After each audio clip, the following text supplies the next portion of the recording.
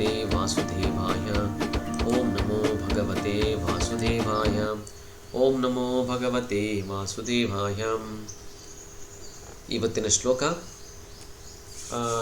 14 ಅಧ್ಯಾಯ 2ರಲ್ಲಿ ಗೀತಾಸಾರ ಸಂಗ್ರಹ ಅನ್ನುವ ಅಧ್ಯಾಯದಲ್ಲಿ ಮಾತ್ರ ಸ್ಪರ್ಶಾಸ್ತು ಕೌಂತೇಯ ಶೀತೋಷ್ಣ ಸುಖ ದುಃಖದಾಹ ಆಗಮ ಅಪಾಯಿನೋ ನಿತ್ಯ ತಾನ್ ತಿತಿಕ್ಷಸ್ವ ಭಾರತ. ಪದ ಅನುವಾದವನ್ನು ನೋಡೋಣ. ಮಾತ್ರ ಸ್ಪರ್ಶಾಹ ಇಂದ್ರಿಯಾನುಭವಗಳು, ತು ಕೇವಲ, ಕೌಂತೇಯ ಕುಂತಿಪುತ್ರನೇ, ಶೀತ ಚಳಿಗಾಲ, ಉಷ್ಣ ಬೇಸಿಗೆ ಕಾಲ, ಸುಖ ದುಃಖ ವ್ಯಥೆಗಳನ್ನು, ದಾಹ ಕೊಡುವಂತಹವು, ಆಗಮ ತೋರುವಂತಹವು, ಅಪಾಯಿನಃ ಮರೆಯಾಗುವಂತಹವು, ಅನಿತ್ಯ ಶಾಶ್ವತವಾದವು, ತಾನ್ ಅವೆಲ್ಲವನ್ನು ತಿತಿಕ್ಷಸ್ವ ಸಹಿಸಿಕೊಳ್ಳಲು ಯತ್ನಿಸು.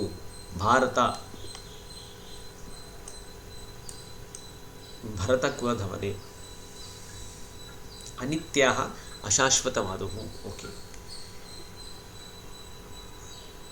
ತಾನ್ ಅವೆಲ್ಲವನ್ನು ತಿತಿಕ್ಷಸ್ವ ಸಹಿಸಿಕೊಳ್ಳಲು ಯತ್ನಿಸು. ಭರತ ಕುಲಧವನೇ. ಅನುವಾದ ಪ್ರಭುಪಾದರಿಂದ. ಜೈಶಿಲಾ ಪ್ರಭುಪಾದ. ಹೇ ಕೌಂತೆಯ, ಸುಖ ದುಃಖಗಳು ಸ್ವಲ್ಪ ಕಾಲ ಕಾಣಿಸಿಕೊಳ್ಳುವವು, ಕ್ರಮೇಣ ಮಾಯವಾಗುವವು. ಚಳಿಗಾಲ ಮತ್ತು ಬೇಸಿಗೆಗಳು ಕಾಣಿಸಿಕೊಂಡು ಮಾಯವಾಗುವಂತೆ. ಭರತ ವಂಶಜನೇ, ಅವು ಇಂದ್ರಿಯಗಳ ಗ್ರಹಣಶಕ್ತಿಯಿಂದ ಉದ್ಭವವಾಗುತ್ತವೆ. ಅವುಗಳಿಂದ ಕ್ಷೋಭೆಗಳಾಗದೆ ಸಹಿಸುವುದನ್ನು ಕಲಿಯಬೇಕು. ಇಲ್ಲಿ ಏನಂತ ಹೇಳ್ತಾ ಇದ್ದಾನೆ ಕೃಷ್ಣ ಅಂತಂದರೆ, ಹೇ ಕೌಂತೆಯ, ಕುಂತಿಯ ಮಗನಾಗಿರುವಂತಹ ಅರ್ಜುನನಿಗೆ ಇಲ್ಲಿ ಕೌಂತೆಯ ಅಂತ ಹೆಸರು ಹೇಳಿಕೊಂಡು ಕೃಷ್ಣ ಏನು ಹೇಳ್ತಾನೆ ಅರ್ಜುನಿಗೆ ಅಂದರೆ, ಸುಖ ದುಃಖಗಳು ಸ್ವಲ್ಪ ಕಾಲ ಕಾಣಿಸಿಕೊಳ್ಳುವವು. ಸುಖ ಮತ್ತು ದುಃಖಗಳು ಅವು ಯಾವುದು ಶಾಶ್ವತವಾಗಿಲ್ಲ, ಅವು ಸ್ವಲ್ಪ ಕಾಲದಲ್ಲಿ ಮಾತ್ರ ಕಾಣಿಸಿಕೊಳ್ತವೆ. ಕ್ರಮೇಣ ಮಾಯವಾಗೋದು. ಅವು ಹೇಗೆ ಮಾಯವಾಗ್ತವೆ ಅನ್ನೋದನ್ನ ಸಹ ಇಲ್ಲಿ ಉದಾಹರಣೆಯನ್ನು ಕೊಡ್ತಂದರೆ, ಚಳಿಗಾಲ ಮತ್ತು ಬೇಸಿಗೆಗಳು ಕಾಣಿಸಿಕೊಳ್ಳುವಾಗವೇ. ಹೇಗೆ ಚಳಿಗಾಲ ಬಂದು ಹೋಗುತ್ತೆ, ಬೇಸಿಗೆಗಳು ಬಂದು ಹೋಗುತ್ತೆ. ಎಷ್ಟು ತಿಂಗಳಿರುತ್ತೆ? 3 months to 4 months ಅಷ್ಟೇ ಇರುತ್ತೆ. ಮತ್ತು ಆಮೇಲೆ ಚೇಂಜ್ ಆಗುತ್ತೆ. ಅದೇ ರೀತಿಯಾಗಿ ಸೀಸನ್ ಹೆಂಗೆ ಚೇಂಜ್ ಆಗುತ್ತೆ, ಅದ್ರ ತಕ್ಕಂಗೆ ನಮ್ಮ ಕಾಲ ಚೇಂಜ್ ಆದಂಗೆ ನಮ್ಮ ಸುಖ ದುಃಖಗಳು ಚೇಂಜ್ ಆಗ್ತಾ ಹೋಗುತ್ತೆ. ಭರತ ವಂಶಜನೇ, ಅವು ಇಂದ್ರಿಯಗಳ ಗ್ರಹಣ ಶಕ್ತಿಯಿಂದ ಉದ್ಭವ ಆಗುತ್ತವೆ. ನಮಗೆ ಇಂದ್ರಿಯಗಳಿದ್ದಾವೆ. ಆ ಇಂದ್ರಿಯಗಳ ಒಂದು ಗ್ರಹಣ ಶಕ್ತಿ ಒಂದು ಯಾವ ರೀತಿ ಇರುತ್ತೆ, ಅದ್ರ ತಕ್ಕಂಗೆ ನಮಗೆ ಸುಖ ಅಥವಾ ದುಃಖಗಳು ನಮಗೆ ಉದ್ಭವ ಆಗುತ್ತೆ, ಹುಟ್ಟುತ್ತೆ ಅಂತ ಹೇಳ್ತಾ ಇದ್ದಾನೆ. ಇಲ್ಲಿ ಅವುಗಳಿಂದ ಕ್ಷೋಭೆಗಳಿಗಾಗದೆ ಅವುಗಳನ್ನು ಸಹಿಸುವುದು ಕಲಿಯಬೇಕು. ಸೊ ಕ್ಷೋಭೆಗಾಗಿದೆ ಸಹಿಸುವುದನ್ನು ಕಲಿಕೋಬೇಕು. ಯಾವ ರೀತಿಯಾಗಿ? ಸೊ ಮುಂದೆ ಹೇಳುವಂಥ ಈ ಪಾಠನೇ ಅದು. ಯಾವುದು? ಕೃಷ್ಣ ಯಾವ ರೀತಿ ನಮ್ಮನ್ನು ಆ ಒಂದು ಕ್ಷೋಭೆಗಳಿಗಾಗದೆ ಹೆಂಗೆ ಸಹಿಸ್ಕೊಳ್ಳೋದು ಕಲ್ತ್ಕೋಬೇಕು ಅನ್ನೋದನ್ನು ಈ ಅಧ್ಯದಲ್ಲಿ ಹೇಳ್ತಾ ಹೋಗ್ತೇನೆ. ಇಲ್ಲಿ ಭಾವಾರ್ಥನ ನೋಡ್ಕೊಂಡು ಹೋಗೋಣ. ಕರ್ತವ್ಯ ನಿರ್ವಹಣೆಯಲ್ಲಿ ಅಶಾಶ್ವತವಾದ ಸುಖ ದುಃಖಗಳ ಆಗು ಹೋಗುಗಳನ್ನು ಸಹಿಸಿಕೊಳ್ಳಲು ಕಲಿಯಬೇಕು. ವೇದದ ಆದೇಶದ ಪ್ರಕಾರ ಮಾಘ ಮಾಸದಲ್ಲಿ ಸಹ ಜನವರಿ ಫೆಬ್ರವರಿ ಬೆಳಗಿನ ಜಾವದಲ್ಲೇ ಸ್ನಾನ ಮಾಡಬೇಕು. ಆ ಕಾಲದಲ್ಲಿ ವಿಪರೀತ ಚಳಿ ಇರುತ್ತದೆ. ಆದರೂ ಆಚಾರನಿಷ್ಠನಾದವನು ಸ್ನಾನ ಮಾಡಲು ಹಿಂಜರಿಯುವುದಿಲ್ಲ. ಸೊ ಇಲ್ಲಿ ಕರ್ತವ್ಯ ನಿರ್ವಹಣೆ ಅನ್ನೋದು ಮೊದಲ ಒಂದು ಏನಿದೆ ಒಂದು ಸ್ಥಾನವನ್ನು ಕೊಟ್ಟಿದ್ದಾರೆ. ಯಾಕೆ ಅಂತಂದರೆ ಅದು ಕರ್ತವ್ಯ ನಮ್ಮನ್ನು ನಾವು ತಿತಿಕ್ಷಸ್ವ ಸಹಿಸುವುದನ್ನು ಅದು ಕಲಿಸಿಕೊಡುತ್ತೆ. ಅದಕ್ಕೆ ಇಲ್ಲಿ ಉದಾಹರಣೆಯಾಗಿ ನಾವು ವೇದಗಳ ಹೇಳಿರೋ ಪ್ರಕಾರ ನಮ್ಮ ಕರ್ತವ್ಯಗಳನ್ನು ಮಾಡ್ತಾ ಹೋದರೆ, ಯಾವುದು ಕರ್ತವ್ಯ? ಬೆಳಗ್ಗೆ ಜಲ್ದಿ ಎದ್ದು ನಾವು ಸ್ನಾನ ಮಾಡುವಂಥದ್ದು. ಜನವರಿ ಫೆಬ್ರವರಿಲಿ ಅದು ಮಾಘ ಮಾಸ ಶುರುವಾದಾಗ ಭಾಳ ಚಳಿ ಆದಾಗ ನಮಗೆ ಏನಾಗುತ್ತೆ, ಅದು ಕರ್ತವ್ಯ ನಿರ್ವಹಣೆ ಒಂದು ನಿಟ್ಟಿದ್ದರೆ ಮಾತ್ರ ನಾವು ಬೆಳಗ್ಗೆ ಜಲ್ದಿ ಎದ್ದು ಸ್ನಾನ ಮಾಡಲಿಕ್ಕೆ ಅನುಕೂಲ ಆಗ್ಬೋದು, ಅಥವಾ ಆ ಒಂದು ಅದು ಸಹಿಸುವ ಶಕ್ತಿ ನಮಗೆ ಬರ್ಬೋದು.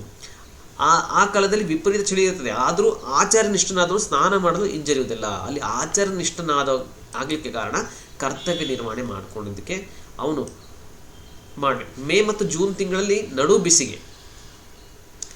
ಬೇಸಿಗೆ ಜೂನ್ ಮತ್ತು ಮೇ ಮತ್ತು ಜೂನ್ ತಿಂಗಳಲ್ಲಿ ನಡು ಬೇಸಿಗೆ ಇರುತ್ತೆ. ಆದರೂ ಹೆಂಗಸರು ಅಡುಗೆ ಮನೆಯಲ್ಲಿ ಅಡುಗೆ ಮಾಡಲು ಹಿಂಜರಿಯುವುದಿಲ್ಲ. ಸೊ ಆದರೂ ಸಹ ಅಡುಗೆ ಮಾಡ್ತಾರೆ. ಹವೆಯ ಅನುಕೂಲಗಳನ್ನು ಲಕ್ಷ್ಯ ಮಾಡದೆ ಮನುಷ್ಯನು ತನ್ನ ಕರ್ತವ್ಯವನ್ನು ಮಾಡಬೇಕು. ಹಾಗೆ ಯುದ್ಧ ಮಾಡುವುದು ಕ್ಷತ್ರಿಯನ ಧರ್ಮ.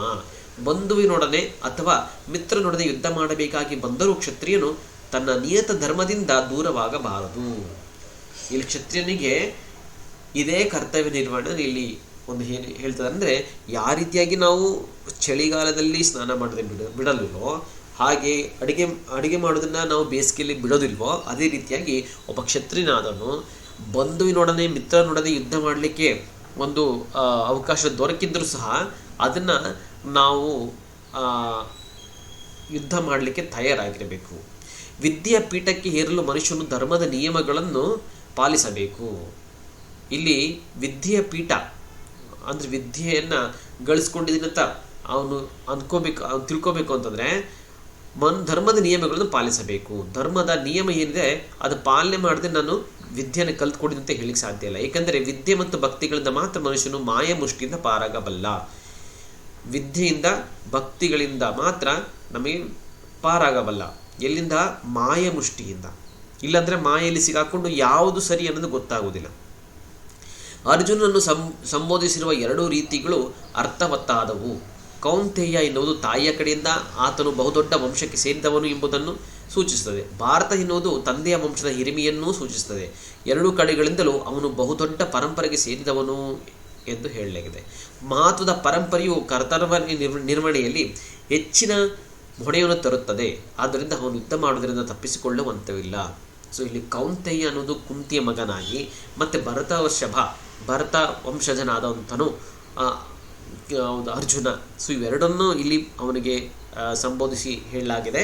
ಹಾಗೆ ಹೇಳಿದ ಅರ್ಥ ಏನು ಅಂತಂದರೆ, ಅವನು ಎರಡು ಕಡೆಯಿಂದನೂ ಜವಾಬ್ದಾರಿ ಇದೆ. ತಂದೆ ಕಡೆಯಿಂದನೂ ಜವಾಬ್ದಾರಿ ಉಂಟು ಮತ್ತು ತಾಯಿ ಕಡೆಯಿಂದನೂ ಜವಾಬ್ದಾರಿ ಉಂಟು.